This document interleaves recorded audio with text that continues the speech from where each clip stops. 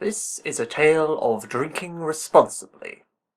On a brief excursion to that fine Scottish city known as Glasgow, I was invited to attend a whisky-tasting session. The pièce de résistance was a new brew entitled Runaway Train.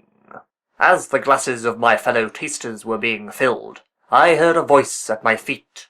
"Don't drink it."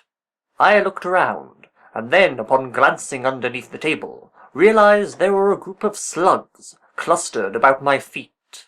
"Whiskey is the devil's drink," said one of them. "It is the scourge of our kind. They lay it down in traps for us to find. We try to resist, but the sweet aroma is just too great. Then we drink and drink and drink until we are dead. 'Tis a terrible thing to die so happy." I reflected that perhaps that last glass had been a bit strong, and re-emerged from under the table to discover the runaway train itself sitting before me. I swirled the golden liquid in my glass, inhaled the sweet fumes, and opened my mouth. But just before the drink touched my tongue, I heard a crash as one of my fellow tasters toppled to the floor. All around me the guests were swaying and groaning uncontrollably.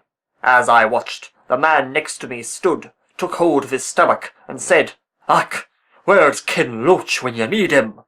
And then he dissolved into a puddle of whiskey on the floor. I stared at the liquid remains of my neighbour, and reflected that there was probably a moral in here somewhere. One by one, all the other visitors turned into whiskey until the room itself was overflowing. I swiftly climbed onto the table, but the liquid was rising. Our host was already up to his neck. "I'm drowning in whiskey," he cried. "What a lovely way to die."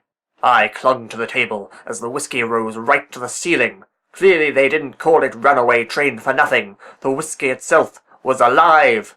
"We told you so," said the slugs. The windows shattered, and the whiskey poured out onto the street like a great alcoholic tsunami. I clung to the table as it was borne along like a white water raft, out into the open air and through the city as the whiskey continued to flow, submerging everything in its path. Whole buildings and roads were soon wiped off the map as the city became flooded by the ever-increasing tidal wave. Birds dropped from the sky as the fumes engulfed them, while the only people who were happy were the alcoholics, who now had all the whiskey they could ever want. When the tsunami finally subsided, I was left floating on a sea of whiskey that stretched off as far as the eye could see. At this moment, I reflected that there was a silver lining to all this. I was definitely not going to die of thirst. Good night.